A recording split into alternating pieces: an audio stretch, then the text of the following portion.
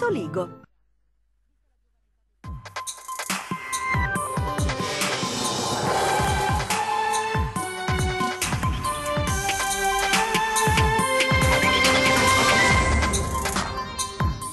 È caccia agli autori del pestaggio in casa di due anziani a Cavarzere, mentre madre e figlio stanno cercando di lasciarsi alle spalle l'episodio e tornare alla normalità. È veneta la prima donna presidente del Senato nella storia della Repubblica, eletta Elisabetta Casellati, il nome dell'intesa tra grillini e centrodestra. Venezia sarà la prima città in Italia ad applicare il Daspo urbano esteso a tutto il territorio comunale. Il sindaco Brugnaro rinnova la promessa di fronte ai poliziotti del SIULP. Divisi sul tema della separazione del comune, i cittadini di Marghera concordano su un punto: ormai vivono più veneziani in terraferma che in laguna. Dopo le proteste dei residenti, nuovi interventi antidegrado dei vigili in via Carducci, l'assessore Deste: lì non ci sono criminali ma sbandati, vanno aiutati. Esposto contro Veritas alla Corte dei Conti dei consiglieri veneziani, Scarpa e Serena nel mirino i trasferimenti alla società della tassa di soggiorno. Ha rischiato l'infarto una panettiere del centro di Mestre che si è vista recapitare in un sol colpo 33 multe per un errore del comune, annullata la maxi sanzione. Buonasera e ben ritrovati, edizione veneziana dei nostri notiziari. Dunque, questi i titoli di oggi. I carabinieri sono sulle tracce degli autori del pestaggio in casa di due anziani a Cavarzere, mentre madre e figlio stanno cercando di lasciarsi alle spalle quella tragica notte e tornare alla normalità. Il servizio. È caccia ai rapinatori che nella notte tra martedì e mercoledì hanno aggredito e malmenato in casa il 70enne Rolando Moschini e la madre Elide di 95 anni a Rottanova di Cavarzere. Secondo la testimonianza dell'uomo, che si sta riprendendo dalle ferite procuratesi lottando contro i banditi, si tratterebbe certamente di rumeni. Quello che ha esploso un colpo con una scacciacani veniva di sicuro da lì, ha raccontato. Mi ha parlato a lungo e conosco benissimo quell'accento perché in Romania ci sono stato 8 anni quando ero sposato con una donna di là. Su questo indizio si concentrano le indagini dei carabinieri, mentre madre e figlio stanno cercando di lasciarsi alle spalle la brutta avventura e tornare alla normalità. La roba più brutta è il strepito, le robe che fa, perché sono di soldi.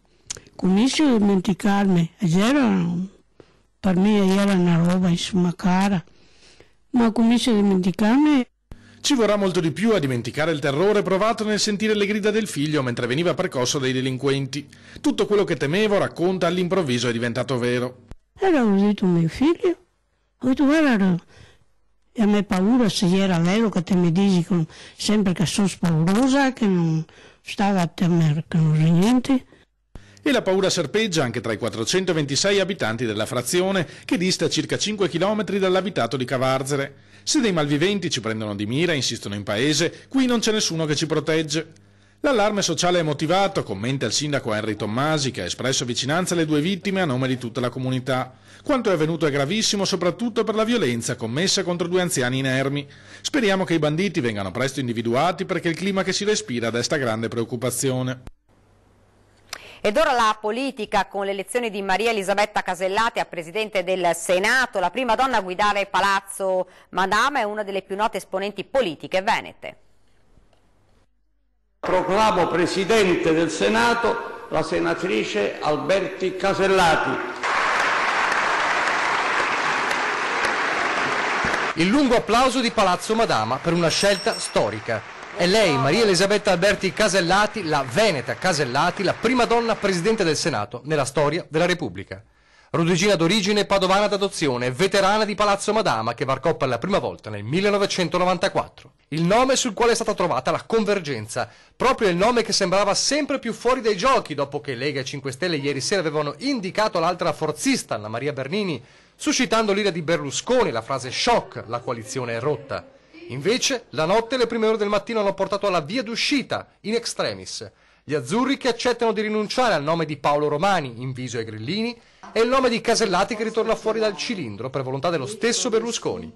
Lei, la prima donna, alla guida di Palazzo Madama. Un onore, oltre che, come detto, una responsabilità che sento doveroso condividere proprio con tutte quelle donne che con le loro storie azioni, esempio, impegno e coraggio hanno costruito l'Italia di oggi. Ricorda l'importanza delle riforme, del valore da dare alle autonomie locali, il non sottovalutare chi non è andato a votare, il suo impegno a magistratura, il valore della legalità, il lavoro che manca ai giovani. Da oggi le mie energie saranno rivolte ad assolvere questo prestigioso ruolo con disciplina, onore, cercando ogni giorno di mettere in pratica quei valori che la nostra Carta Costituzionale ha posto alla base della vita delle istituzioni repubblicane. Il Veneto nella storia, dunque, e avrebbe potuto essere un'ancor più storica doppietta se sullo scranno più alto di Montecitorio fosse arrivato, come sembrava, il trevigiano pentastellato Riccardo Fraccaro. Lui sì, alla fine, sacrificato sull'altare dei veti incrociati, perché per dare il via libera alla Casellati il centrodestra ha posto lo stop proprio a Fraccaro e portando automaticamente alla scelta di Roberto Fico. Proclamo eletto Presidente della Camera l'onorevole Roberto Fico.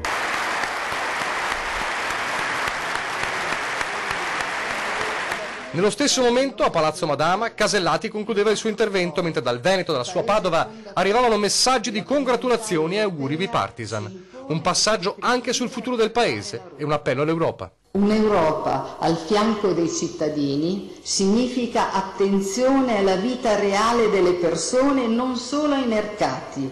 Viva il Senato, viva l'Italia!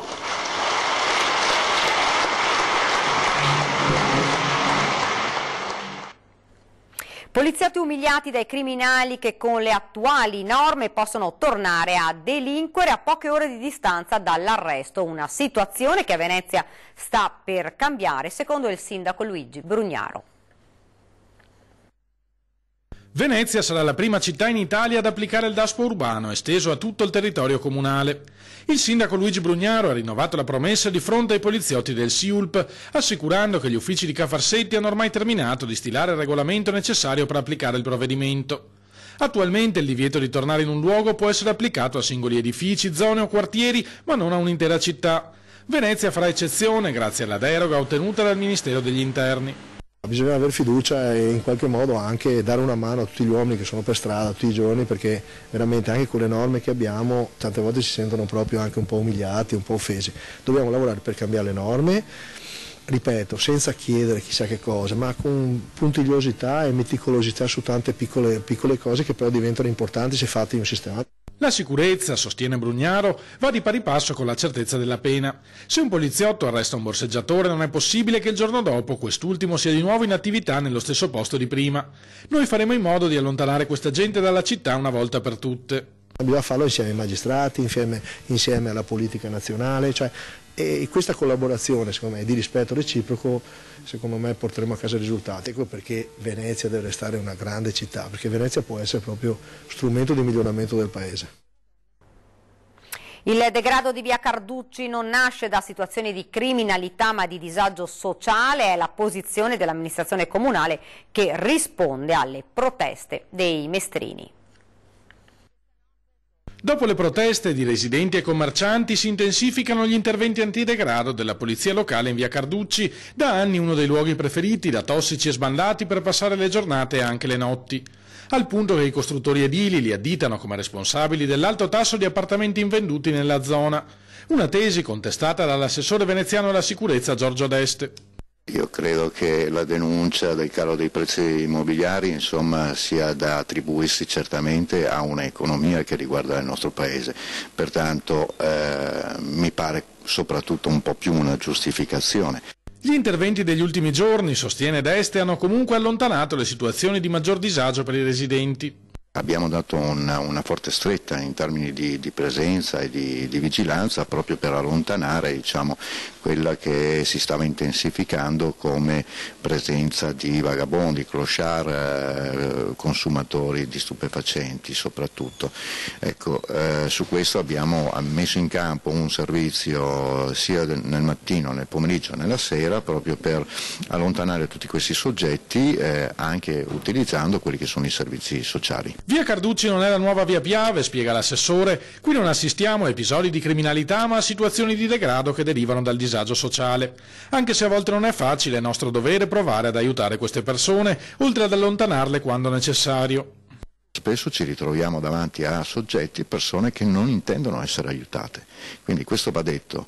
Ci sono persone che non intendono essere aiutate, però insomma anche fosse solo per un rispetto umano, il nostro dovere e la nostra responsabilità è quella di cercare di provvedere.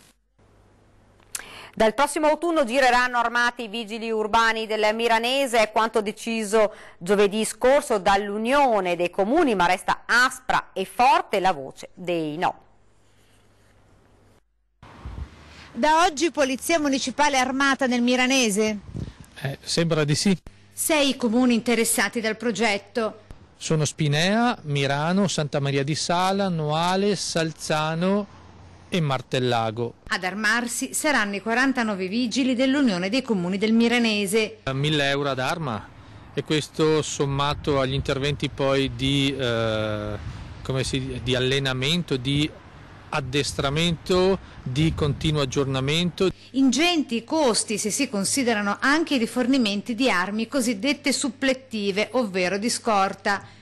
E questo pone un secondo problema, che è l'armeria, perché nelle caserme siamo abituati a vedere il filo spinato, a vedere un presidio 24 ore su 24, avere 60 pistole dietro un locale che non è protetto con una porta di legno sinceramente fa riflettere. E quanto deciso nel corso dell'animato e contestato Consiglio congiunto di giovedì 23 marzo in materia di sicurezza. 3 i soli voti contrari. Il sottoscritto, un consigliere di maggioranza del Comune di Mirano e una consigliera del Movimento 5 Stelle di Spinea. 2 i motivi tra le ragioni del no. Il primo, l'arma serve esclusivamente alla difesa personale degli agenti e non per i cittadini. Se ho i ladri in casa non posso chiamare i vigili urbani. L'altra questione è che è prevista quando l'agente è in turno oltre le ore 22. Attualmente con le risorse umane, con gli agenti e con le risorse economiche disponibili è assolutamente impensabile organizzare il terzo turno. Considerata la stima di spesa superiore al $500.000, nell'Unione dei Comuni ci si interroga se sia meglio armare i vigili di pistola elettrica, la taser per intenderci, o, stando al consigliere Babato, ricorrere ai più pacifici occhi elettronici del Grande Fratello. E questi potrebbero essere una forma di sicurezza 24 ore su 24, 365 giorni all'anno, effettiva a tutela dei cittadini. La Guardia di Finanza di Portogruaro ha denunciato 7 persone coinvolte in un giro di fatture false per un ammontare complessivo di 7 milioni di euro. Al centro della truffa alcune aziende operanti nel settore delle lavorazioni meccaniche che attraverso i documenti fittizi qualificavano artificiosamente come prestazioni di servizio veri e propri rapporti di lavoro dipendente. Lo schema fraudolento aveva lo scopo di consentire a una delle imprese coinvolte la creazione di indebiti crediti IVA da utilizzare a proprio vantaggio per compensare altre posizioni debitorie con il fisco e per ottenere rimborsi non dovuti di imposte. Rapinava le prostitute nelle zone di Padova e Limeno, un giovane è stato arrestato dai carabinieri. Avvicinava le prostitute dalla propria auto dopo aver contrattato una prestazione sessuale con il pretesto di farle salire per raggiungere un luogo appartato. Ripartiva a tutta velocità, gli strappava la borsa con i soldi e gli effetti personali. In alcuni casi, dopo la caduta a terra, le ragazze hanno dovuto andare al pronto soccorso, ma i carabinieri di Limena, coordinati dalla Procura di Padova, hanno arrestato il 27enne Matteo Boldrin, residente a Campolongo Maggiore, nel Veneziano. Almeno una decina le rapine commesse tra il 2016 e il 2017 dal giovane, che ora si trova in carcere. Anche i residenti intervengono dopo il ricorso del governo contro il referendum separatista tra Mestre e Venezia. Vediamo che cosa ci hanno detto nella nostra inchiesta condotta questa mattina nel mercato di Marghera. Separazione. Perché la separazione? Perché a me preferisco separazione. Ma mi dica quali sono i motivi per i quali la preferisce? Perché Venezia ormai è un piccolo paesetto. I veneziani sono tutti quanti a Mestre. E Venezia ormai sta morendo da sola. Lei è un veneziano? Proprio giudecca. Che non venga divisa Venezia da Mestre, deve rimanere insieme, perché siamo più veneziani noi qua a Mestre che chi veneziani stessi a Venezia. Continua ad animarsi il dibattito sul frazionamento tra Mestre e Venezia, creando al riguardo non poca credine anche tra gli stessi lagunari. Ma come? Dobbiamo essere tutti uniti, siamo uniti e dividiamo, tutto gruppetti, diventano 2 comuni, più spese secondo me, perché dobbiamo pagare e secondo me, siccome è la terza quarta volta che fanno questo, ci sono degli interessi economici che io... Di cui noi siamo all'oscuro, dice. Certo. Probabilmente perderebbe un po' anche Venezia, sicuramente. E tutti e 2 assieme fanno una forza. Secondo me dovrebbe essere un po' divisa. Non ha mai avuto una sua identità, Mestre, vera rispetto a Venezia, quindi è giusto che magari possa averla. Tutto qua. Andrà a votare per il referendum per la separazione? Penso di sì, di solito vado, quindi sarà così. Mi dicono un punto solo. No, perché dobbiamo dividerci? Non vedo il motivo perché dobbiamo dividerci. Tra separatisti e unionisti al centro l'altra fascia, quella dei confusionari. Già c'è adesso, ci sono 2 amministrazioni, perché praticamente abbiamo un piccolo comune qua a Marghera. La gente è la stessa però. Beh, ma Venezia è un'altra cosa. Ci sarebbero più vantaggi o svantaggi? Questa è una cosa che dopo si dovrà vedere a suo tempo, ma non credo che cambierà molto di quello che stanno dicendo, di quello che stanno volendo fare anche. Io posso votare secondo te? Dipende, da quanto tempo sei qua? 8 anni sono qua. Ed ora ci fermiamo, c'è la pubblicità.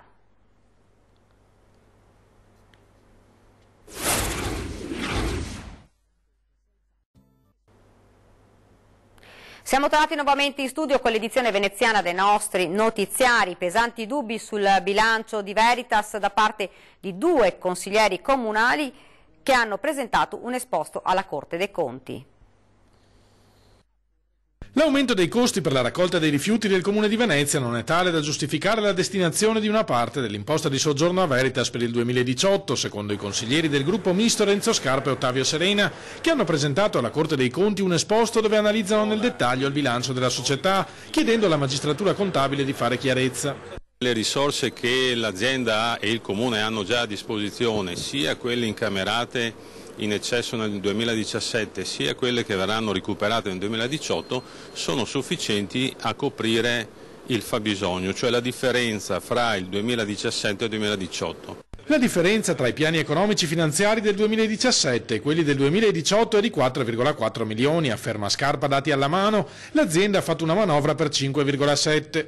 Vogliamo capire il perché di questa differenza, visto che i proventi dall'imposta di soggiorno vanno ad aggiungersi alla tariffa pagata dai cittadini, che come noto è la più alta in Italia. Secondo noi l'imposta di soggiorno non può essere usata per questo scopo. Però se dovesse anche uscire, e questa è una parte della nostra azione, dovesse uscire che si può usare, deve essere usata per diminuire i costi alla cittadinanza, non per aumentare il gettito all'azienda, e di cui non si sa poi cosa se ne farà. Vogliamo una spiegazione, invocano i consiglieri, sul 1.300.000 euro di differenza tra l'ammontare della manovra e l'effettivo aumento dei costi dichiarato dalla società. Continuiamo a dire che le società devono essere aperti dei fari accesi su queste società partecipate, ma questo fare evidentemente è ancora spento, cioè non si vuole proprio far luce e chiarezza in modo prestante sull'andamento di questi costi. Panettiere da record a Mestre, in una settimana ha accumulato ben 33 multe, vediamo perché nel prossimo servizio. Quante multe ha preso? 33 multe. 33 multe in quanto tempo? In una settimana. Un record? Sì, infatti, un record. Tutta colpa della ZTL, verrebbe da dire. Sì, come no. Un errore di trascrizione di targa da parte del vigile, racconta la malcapitata panettiere del centro storico di Mestre, dove è presente l'unico varco ancora attivo nella solita via Pio X. Praticamente hanno sbagliato la prima lettera della nostra targa. Così è successo. Non siamo ci sono arrivate le multe, però la prima lettera della targa era errata. Le multe elevate sul mezzo aziendale con cui recapita il pane e tutti i prodotti da forno, e sebbene facenti riferimento ai mesi di giugno e luglio, le sono state recapitate tutte insieme, creandole non poca angoscia e tormento, vista la cifra complessiva da pagare. 3.500. per fortuna ce la siamo cavata. Ha fatto bingo, ma al contrario. Esatto, è arrivata una bella botta perché tutte assieme è stato un bel colpo. Molto inizialmente a lei incomprensibili, considerato che da artigiana per quel varco da anni chiede e ottiene il permesso di transito al comune, contro cui aveva contestato via fax, ma senza beneficio alcuno, quell'accumulo di sanzioni che, vista l'illegittimità, sono state annullate grazie al ricorso al giudice di pace. Per tutelarsi bisogna conservare ordinatamente ogni tipo di carteggio, suggerisce oggi. E mentre così, archiviando tutto e tenendoli lì per più mesi, allora abbiamo potuto contrastare questa cosa. Bene, tornerà l'ora legale, scatterà da questa notte, le lancette degli orologi classici si dovranno spostare in avanti di un'ora, mentre l'ora di smartphone, tablet, computer e di qualsiasi dispositivo connesso a internet si aggiornerà automaticamente. E questa era la nostra ultima notizia, vi lascio alle previsioni del tempo, grazie davvero per averci seguito e buona serata.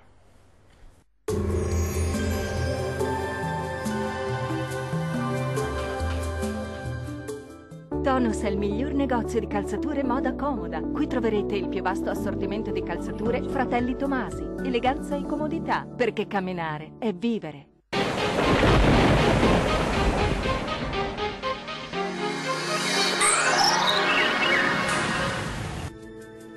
Prosegue il bel tempo, sarà una domenica delle palme in compagnia del sole sulle nostre regioni. Vediamo il dettaglio.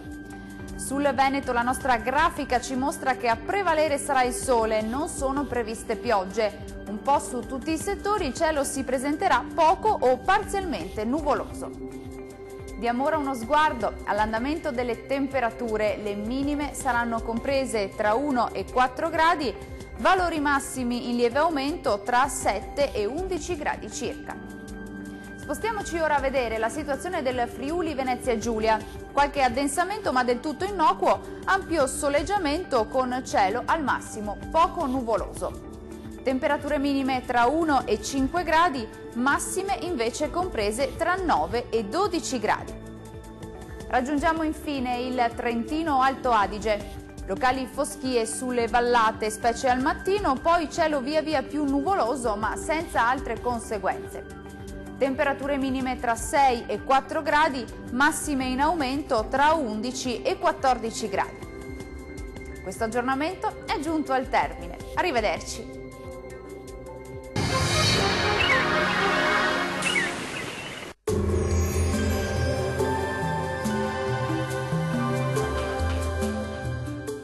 Tonus è il miglior negozio di calzature moda comoda. Qui troverete il più vasto assortimento di calzature Fratelli Tomasi. Eleganza e comodità, perché camminare è vivere.